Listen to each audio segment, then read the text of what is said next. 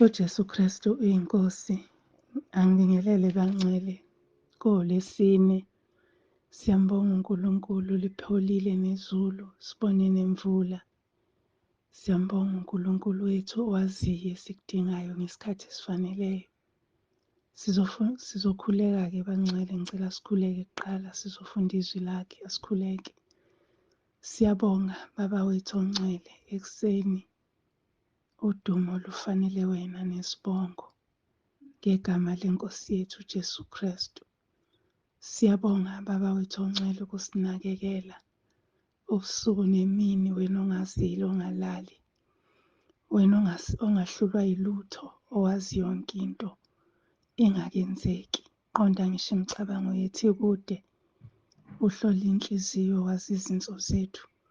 Siyabonga Baba wethu ongcwele ukunakekelwa. Siyabonga Nkosi ukuthandwa okungaka. Siyabonga ukunqotshelwa izimpi zonke esibhekana nazo, esizaziyo nesingazazi, esiyibonayo nesingayiboni.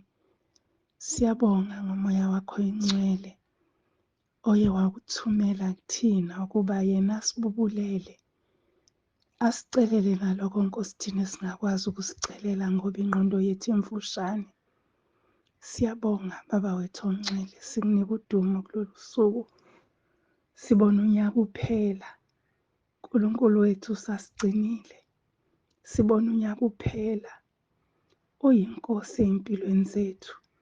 Sibona unyaka uphela, singenile ey'nkingeni, wasikhipha sangena emlilweni, wasikhipha. Nkosi siyabonga nangehlane esidlula kulo, ngoba ngempela uyasicengisisisa sophuma siyigolide.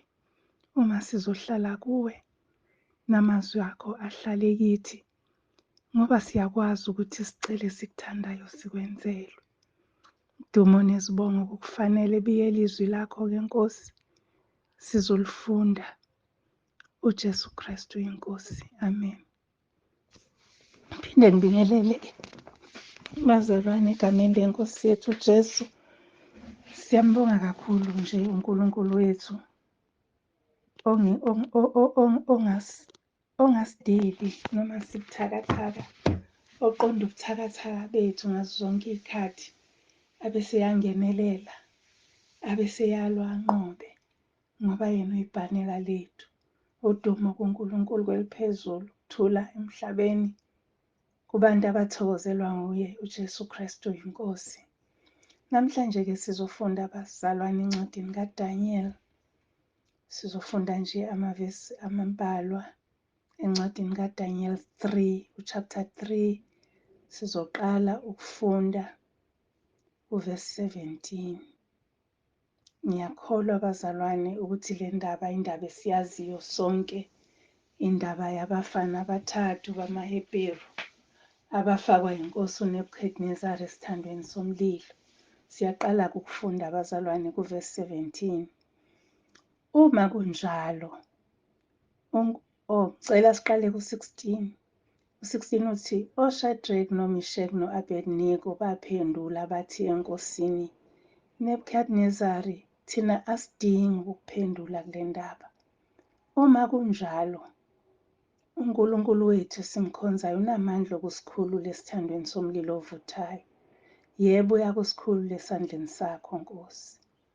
Kepha noma kungenjalo-ke, makwazeke kuwe Nkosi ukuthi asiyikukhonza onkulunkulu bakho, singakhuleki esithombeni segolide osimisileyo. Amen. Sizogcina nje lapho. Isihloko sendaba engifisa ukukhuluma ngaso, engingasipha le ndaba yethu esiyifundayo, singathi kungabi bikho lutho oluzokushintshisa ukukhuluma, mntwana kaNkulunkulu. Kuyo le ndaba, kuyo le ncwadi kaDaniel, kukhona i-chapter la ikhuluma khona ngokuhlupheka okukhulu okuzayo uDaniel. Lapho sekuyobe sekubusa isitha, sekusebenza u-666. Ngikhumbula ukuthi ngelinye ilanga ngake ngayifunda le ndaba, ngizosuka emsebenzini ngibuya ngize ekhaya. ngidlula kwesinye isitolo-ke ngiyathenga, bese angiqoqela-ke izinto engiyithengayo, ngivule iBhayibheli ngiyafunda. Ngangisebenza ebusuku, ngangisasebenza ebusuku. So mangibuya-ke ngivule indaba kaDanyeli. Angisazi ukuthi kungapha ngasemuva la ekhuluma khona ngokuhlupheka uDanyeli, ukuthi kodwa kuyoba khona emva kokuthi esechaze ngemibuso elwayo nangani nangani, uthi kuyoba khona ukuhlupheka okukhulu kubantwana bakaNkulunkulu. Kodwa kuyoba khona ukuthi abahlakaniphile bayakukhanya njengokukhazimula kwesibhakabhaka, nabaphendulela abaningi ekulungeni njengezinkanyezi kuze kube phakade. Uyayichaza lento uDanyeli, uchaza ukuhlupheka okuzoba khona mase kuthatha lo mpheki uKristu, sekuthatha lesi silo. Uyachaza uDanyeli. Ngiyakhumbula ukuthi ngathuthumela kakhulu enhlizweni yami, kwakhona ukuthi iNkosi ngisize ukuthi singangifici lesi sikhathi, number 1. Uma kodwa lesi sikhathi Nkosi singifica, ngiphi isibindi ukuthi ngingakushintshi ukukhuluma. Lapha-ke sifunda ngalabafana abathathu abangazange bashintshiswe isimo. Singabantwana bakaNkulunkulu, singabasindisiwe, sizelwe kabusha. Kukhona izimo la ofika khona ungakhulumi, ungazicacisi ukuthi mina ngubani. Kukhona iy'ndawo la ofisa khona ungathi bangangakwazi ukuthi wena ubani. Kukhona izimo ezizofika noma mhlawumbe sezike zakwehlela, la-ke kwafanela khona ukuthi uthule, ungasho ukuthi mina angikwenzi lokhu ngoba mina sengihlanziwe ngegazi likaJesu elingaphumanga kalula, elingachithelwanga ubala. Kukhona iy'ndawo la noma izimo la emndenini lapho ukhetha khona ukuthi angihambe ngingabi bikho kunokuthi ngibatshele ukuthi ku-wrong abakwenzayo. So nawu labafana bayama, batshela iNkosi, sukukhishiwe umthetho ukuthi uma bengaguqi kulesi sithombe esimisiwe bazophonswa esithandweni somlilo. iNkosi iyabathenga, izama ukubathenga, izama ukubashintshisa. Uma singahle sihlehle kancane sifunde nje uvesi 15, uthi uvesi 15, manje uma nilungele ukuba ngesikhathi enizwa ngaso ukukhala kwecilongo negenhle nehabhu nomqangala nokugubhu negemve nazo zonke izinhlobo zokubethwa, niwe phansi nikhuleke esithombeni engisinzileyo, kuhle. Kepha uma ningakhuleki niyaphonswa ngasona leso sikhathi phakathi kwesithando somlilo ovuthayo. Muphi lowo Nkulunkulu uyakunikhulula ezandleni zami na? Uyabathenga, uyabahuha, uthi yes, senimangalelwe, yebo senibonakele ukuthi anihloniphi, anilaleli, anikwenzanga, kodwa mina ngomsa wami ngizoninenzela umusa uma ningashintsha. Bazalwane, iyangithinta le ndaba. Kuningi izimo ezisishintshisayo sibhende imithetho kaNkulunkulu, senze icala kuNkulunkulu ukuze sinconywe ngabantu. Lithi izwi likaNkulunkulu akulungile ukuthi uzuzizwe lonke kodwa ulahlekelwe ukuphila kwakho.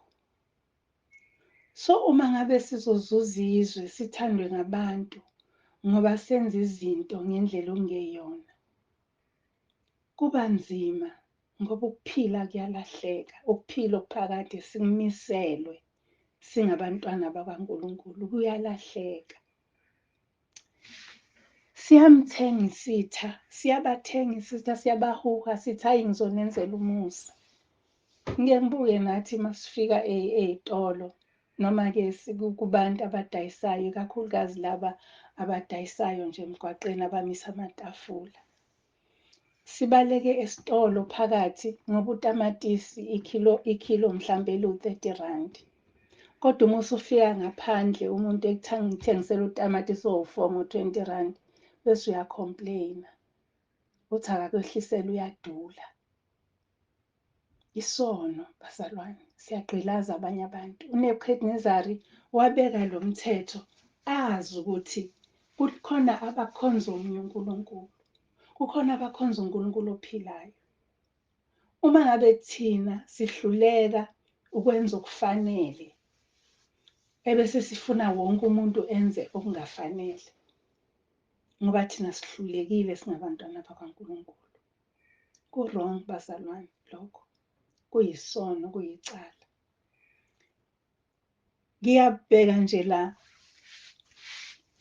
izolo ngilalela ubufakazi ku-YouTube, ayobasekhaya lezi ubufakazi nje bekunomama kade ekhuluma. Ngayicabanga lento, iyangidla ebusuku bonke ngilo ngiyicabanga, namanje ekuseni namhlanje khona kade ngimxoxela ngayo indaba yezizindlo. Sengithi uma sengivula iBhayibheli lami sengihlala endabeni yezizindlo ngisengithi ngizofunda lelizwi lanamhlanje. Into iBhayibheli likhuluma ukuthi akungcolisi okungaphandle okungena kumuntu, okungcolisayo okuyingozi lokho okuphuma ngaphakathi, izizindlo bazalwane. Mina ngiye ngachuza zona, angikho lapho, kodwa ngibheka le ndaba ukuthi isitha sithenga ingqondo yethu. Uma sekuthengeke ingqondo, angithi uNebukadnezari uqhamuka la uthi uma ningathi nizokwenza njengoba senza, kusho ukuthi mina ngizowuphula umthetho wokuthi uphoswa esithandweni somlilo ngasona leso sikhathi, ngoba ufuna ukuthi agcine engakubona bonke bekhonza isithixo, bonke bedelela uNkulunkulu. Uthenga ingqondo yabo qala. Kuyenzeka isikhathi esiningi sithi masisencindezini sibhende iy'miso zikaNkulunkulu, ngoba sisencindezini sifuna ukuphunyuka ngaleso sikhathi, bese singacabangi ukuthi kunengunaphakade esesizolisha singaphunyuki nakancane. Uthi-ke lo mama bengimlalela izolo, uye wakhonjiswa ukwehlulela. Uma ekhonjiswa ukwahlulela uyama la, ubona ukukhanya kuyeza, makufika lokhu ukukhanya bese yabona ukuthi ngathi umuntu kodwa ukhazimula ukudlula ilanga. Ebese ethi lo muntu, mana la uzobona ukuthi angikhonzi ngeqiniso emhlabeni. Uma ngabe emile kuvezwe u-anti wakhe uyakholwa, uselokhu nje amazi.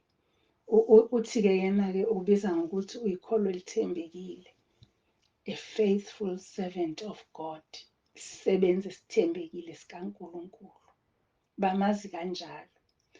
Uthi mayefika lo mama, uthi akhonjwe eceleni, uthi bekuney'ndawo eziwu-2, eyesithathu iqhelile lapha. Uthi ngapha bekunomsindo obuzwakala khona, kungazuthi abantu bayaskrima, bayamemeza, bayaxabalasa. Uthi ngala kukuhle mawungena khona umukelo ukukhanya. Bese kuthi ngala kwenye indawo, kuyindawo ehluphekile, abantu abakhathazekile kakhulu, ongazuthi basalindele isigwebo esithize. Uthi ebesebona iy'ngane zakhe, uthi maziza iy'ngane zakhe, uthi ngikhale ngithi, awu Nkosi yami, mane ungihlengele. Angiyayiqede ka-anti, u-anti athi uma yethi uyongena lapha kuthiwe suka wena la, hamba lapha, aye ngalala kuyolindwa khona. Uthi lo mama sisazonqatshelwa ukungena ezulwini. Okay, angikho lapho, ngize kule ndaba ukuthi abone iy'ngane zakhe eziwu-2, umfana nentombazane. Abesethi, Nkosi ngicela ungingenisele lezi ngane zami, zisey'ncane nje, azikakenzi lutho olutheni emhlabeni. Ithi Inkosi, wena ubuka bona ukuthi bancane ngoba bazingane zabo. Uthi mina ngibuka ingqondo ngibuka inhliziyo, ngibuka noma sebelele ebusuku wena ungekho nala behamba khona. Hawu Nkosi Jesu, bazalwane, uNkulunkulu uyayibheka ingqondo yethu. Athi ohlabelela kahle athi hlanza izizindlo zami, uhlanze ngisho ukufisa kwami. Uma-ke kuhlanzeka ingqondo, kwahlanzeka nje iy'fiso, awufise enye into. Nampa abafana abathathu bathi makwazeke-ke kuwe ukuthi noma ngabe-ke iNkosi ayisihlengi kulesi sithandwa somlilo, kodwa ngeke size simkhonze lo ombeke phambi kwethu. Noma ngabe kungaba sweet, usikhiphe, ungasishisi nje namhlanje, usinike elinye ithuba, kodwa ngeke siguqule ingqondo. Namhlanje bazalwane, ngizothi asiqapheleni ukuthi isimo esingena kusona uNkulunkulu usuke esazi ngaphambili. Ezinye izimo uNkulunkulu uyena qobo singenisa kuzona, khona sizocwengisiswa siphume sinjengegolide. Ezinye izimo uNkulunkulu uyazivumela ekuphileni kwethu ukuze approve ipoint ukuthi lo ungowami. Angithi uyambona nje masingathatha indaba kaJobe. Uma singathatha indaba kaJobe, uJobe uNkulunkulu wavuma ukuthi akangene esimeni ayengene kusona, ngoba wayazi ukuthi uSathane akazukufinyelela emphefumulweni kaJobe, ngoba even izizindlo zikaJobe zazihlanzekile, imicabango yakhe yayiklini. Wayazi uNkulunkulu, waze wathi ungawuthinti umphefumulo, kwenze konke othanda ukukwenza, ngoba wayazi uNkulunkulu ukuthi uJobe nanoma isiphi isithando somlilo uzophuma esalokuthi ethi uJehova umalusi, uJehova uyinkosi yami. Athi ngiyazi ukuthi umhlengi wami ukhona, ekupheleni uyomanami ekwahluleleni. Akukho-ke isimo bangcwele esingenza ukuthi singamdumisi uNkulunkulu. Athi ohlabelelayo umdumise ngisho enhluphekweni. Kwesinye isikhathi uyuthi usuyekile ukumdumisa, kanti sekuseduze ukuthi uphumele ngale. Athi ohlabelelayo uthi noma isingenise ehlane elibi, kodwa uyasiphumisela ngaphesheya. Mhlawumpe sekuseduze uphumele ngaphesheya. Usuyashintsha-ke wena ngoba isitha siyanyenyeza kuwe sithi, uma nje ngizokusindisa, uma nje ungake ukukhothame kube kanye. Yingalokho sithola abazalwane begijimela ezinyangeni, begijimela kubathandazi, begijimela kubantu ababhulayo ezangomeni, ngoba isitha suke sesinyenyezile sathi uma nje uzokhothama kube kanye, angizukuphosa esithandweni somlilo. Bazalwane, namhlanje siyaxwayiswa futhi. NgoLwesine esidlule sike sakhuluma ngokuthi vuma uNkulunkulu akukhiphe, asuse isixuku eduze kwakho. Vuma uNkulunkulu akuhlungele, ngisho abangani, ngisho imindeni. Vuma, musukunqaba, musukubambelela. Kwesinye isikhathi uNkulunkulu ukukhipha ngisho kubantwana bakho. Ngikhumbula ukuthi ekhaya lethu kwake kwaba khona umama owayefakaza kanjalo ukuthi wayekhulekela ukuthi abantwana bakhe abaphelelwe umsebenzi. Nangempela uNkulunkulu wakwenza lokho ngoba wayefuna ukuhlenga ukuphila kwabo. uNkulunkulu wazi konke bazalwane. Futhi uma ngabe ufa ukholwa, uma ngabe ifa umzimba wakho, wena ukholwa, uyazi ukuthi unokuphila okuphakade ngoba uthembisile kanjalo, futhi lokho kuyiqiniso akujiki. Asingasabi bazalwane izinto ezikhona. Usho njalo uma eqinisa uGidiyoni uthi ungesabi, nginawe. Nani nabo Isaiah usho njalo, ungasabi. Yonke indawo eBhayibhelini, mostly zonke izahluko zinalo leli gama elithi ungesabi, mina nginawe. Athi kwenye indawo ngiyakubamba ngesandla sokunene sokulunga sami. Bazalwane, ake singasabi izimo esibhekana nazo. Zingasenzi ukuthi sithi ama sinyenyeza sijazi ukuthi nje uma ungenza lokhu kuzolunga. Uma ngabe ngingakuhambisa omunye mhlawumbe umuntu ethi ngingakuhambisa mina ngoba wena uyakholwa ngokuhambisa ebusuku ngeke bekubone. uNkulunkulu uyabona, uthi ubona ngisho amaphupho ethu uyawabona uNkulunkulu. Ubona izinto esizenza emaphusheni, abona izinto esizicabangayo esizizindlayo nanoma silele, uyabona uNkulunkulu. Asibambelele ethembeni elinguKristu. Asibambelele ekushweni kwaNkulunkulu, ukusho kwakhe, sibambe nje ukusho kwakhe. Simkhonze uNkulunkulu ngokwethembeka. Singesabi ngoba ushilo wathi ningesabi. Kungabi khona isimo esizokwenza ukuthi no, naye uyabhekelwa. Bavamile uku-advise, mase beku-advise abasho njalo. Mase bekucebisa ukuthi hhayi, kwenze nje naye uyabhekelwa. Noma-ke yenza nje, hamba nje uye kuleli dili noNkulunkulu uyazi ukuthi ngeke udle. Kodwa uyile, uguqile phambi kwalelo thempeli, kwalelo althari, uguqile nawe mhlawumbe wenzile okuthize kusho ukuthi unikele kulelo althari. Bazalwane, ake siqaphele, singadayisi ngokuphila kwethu ngenxa yovalo nangenxa yokwesaba. Asingadayisi ngekuphila kwethu okuphakade sikuniselweyo. Bathi-ke abafana, noma ngabe akasikhulula uNkulunkulu kulesi sithando somlilo, kuzofa inyama, kodwa umphefumulo uzophila phakade.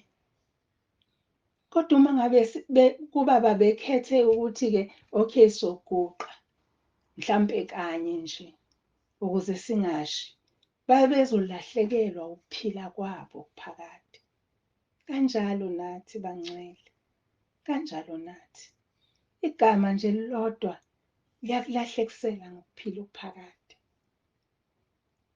Ukuthula nje kanye uhlanganyele noma ungasashongo lutho, kuyakulahlekisela ngokuphila okuphakade. Izenzo zethu ziyasilahlekisela. Kodwa nje ngiyisabile lento yokuthi uNkulunkulu ubona ngisho imicabango yethu, sihlulelwa ngisho nangokucabanga. Singenzanga, sicabangile. Asiqaphele bazalwane. Usuku nosuku sengathi umuntu angathi ihlanzile izizindlo zami Nkosi. Usuku nosuku sengathi singawukhuleka lo mkhuleko.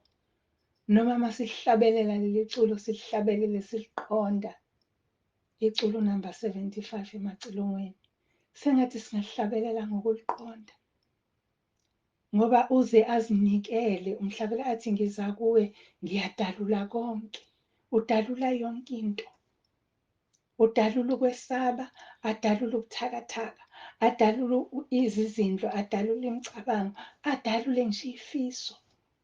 Bazalwane, ake sibheke ukuthi asikho isimo uNkulunkulu angasazi, futhi asikho isimo uNkulunkulu angenaso isixazululo saso. Ngiyamthanda ohlabelela iculo elithi angeke uThixo ahlale ngezwa ngoba uye owadala iy'ndlebe. Lelo culo laliyengimangalise njalo ngisaqala ukulizwa ukuthi ngempela wayengayidala kanjani iy'ndlebe uNkulunkulu yena engezwa. Wayezothi kuyini? Now futhi angeke uNkulunkulu adale imiqondo uma ngabe yena engenawo. Angeke adale ukucabanga uma ngabe yena engenakho ukucabanga. Uyacabanga ngathi. So uma ngabe-ke imiqondo yethu sizoyiphendula thina, sicabange ukungcola, sikukhiphe. Ngoba kuthiwa umona usuke enhlizweni, ubese uyaphuma ngaphandle. Uzithole usuwenza izinto ezimbi ngenxa yomona osenhlizweni. Yikho izwi lithi okuphuma ngaphakathi okungcolisa umuntu. Ngoba kwazona izinto lezi, ukumfisela omunye umuntu ukuthi sengathi angashayiswa imoto. Kusuka ngaphakathi. Then usuzoloku ukuthi akashayiswe imoto, amadimoni abe seyalekelela imoto imshayise. Ngoba phela emkhathini kuyasetshenzwa kuphonyulwa. Bazalwane, ake singagotshwa izimo. Ake sikhuleke umkhuleko ukuthi Nkosi sisuse ukwesaba kimi. ngake ngayixoxa indaba ukuthi ngake ngasinda engozini ezongehlela. Ngikhuleka lowo mkhuleko ukuthi Nkosi usuke esaba. Sengiyabona manje ukuthi kuba ngathuka i-truck yayizogijima phezu kwami ngoba ngangizothuka ngisuke ngihambe i-truck kanti ayisabambile ama-brakes igibele phezu kwami. So ngiyambonga nje uNkulunkulu ukuthi endleleni yonke yakhe la inqoba khona ubese vele isivezela ngokuhamba kwesikhathi ukuthi kwakunje kwase kuba nje. Khona sizoba nobufakazi. Akekho onqoba ngokwakhe. Izilingo zikhona, izilingo zikhona every time. Sonke isikhathi uvuka, ulala, ulele, uphupha, zikhona izilingo. Kodwa siyanqoba nokunqoba ngayo owasithandayo. Igama nje lethu Jesu Kristu uyinkosi. Uma sizolisho, silisho lize libe yithini, libe thina. Angazi ukuthi ngastressa ngithini. Liyabiya ngendlela emangalisayo. Linqoba nalokho ebesingeke sikunqobe silele. Umulelo usungalazi negama lakhe. Kodwa amaphupho angena kunjalo, angcolisa imizimba yethu. Kodwa masazi leli gama, silisho leli gama, siliphila leli gama, ngempela siyambona uNkulunkulu esinqobela izimpi zonke. Nkosi uJesu ihlezi nathi. Ungumalusi omuhle, usho njalo ezwini lakhe. Uthi ngiwumalusi omuhle, ngidela ukuphila kwami ngenxa yezimvu. Bazalwane, asinakho ukuzilandulela uNkulunkulu uma ekhuluma ngalolu hlobo kithi. Asinakho nokuthi singathi mhlawumbe asizwanga uNkulunkulu uma ekhuluma ngalolu hlobo kithi. Kuyamangalisa. Angazi noma bazalwane siyafana yini. Kufanele kodwa ngoba masonke sikumoya, sonke siholwa umoya. Kufanele ukuthi sithi masifundizwe noma silalela ubufakazi, kube khona lo othi ngaphakathi, yebo Nkosi, kunjalo. Kube khona lo othi awu Nkosi, mina ngiyasalela la. Ngoba phela sisohambeni, uma usohambeni uhlezi uyiqaphele ukuthi angingcoli, uhlezi uyithintitha. Uma ngabe sisohambeni kuyeba usuke upakishile, kodwa kuyabiza ukuthi uhlezi uyiqaphele uyithintitha, u-check-a nokuthi kusekhona yini, ukuthi sekhona imali la ukuthi ngaze ngithi sengiyakhokha etekisini kanti ayisekho. Injalo impilo yethu sifanele ukuhlala siyiqaphele. Sithi Nkosi ihlanze izindlo zami nokufisa kwami. Angabe bikho ozombulala ngomcabango. Angabe bikho ozomenzela okubi ngomcabango. Kodwa konke kusebenzelane kube kuhle kwabakuKristu Jesu. Yilokho nje bazalwane bengifisa sikhulume ngakho namhlanje. uJesu Kristu uyinkosi, sithandaze. Siyabonga Baba wethu ongcwele, izwi lakho yini. Ngiyacela Nkosi ukhulume ngalo. Hambela kwabagulayo ubaphe ithemba lokuphila. Hambela kwabasey'nkingeni ubaphe ithemba lokukhanya. Hambela kwabasosizini ubaphe induduzo epheleleyo. Siyabonga Baba wethu ongcwele. Siyazi ukuthi kuwena kukhona konke ukulunga nokuhle. Uthe uyasisekela futhi usibamba ngesandla sokunene sokulunga kwakho, uJesu Kristu inkosi. Amen. Jesu Kristu inkosi, nibe nempela sonto-ke enhle bazalwane. SesikuDisemba-ke manje. Qaphelani isitha singanyenyezi ey'ndlebeni zenu. Nithi noma niyathenga lokho ebenikuhlosile, kodwa sibibe khona imali ezolinda iy'ngane zesikole ngoJanuwari, ukuze singayi komashonisa siyolanda iy'mali esingazazi ukuthi zidlule kumaphi ama-althari. Ngiyadlula nje bancele. Inkosi yomusa ibe nani. Jesu Kristu inkosi. Amen.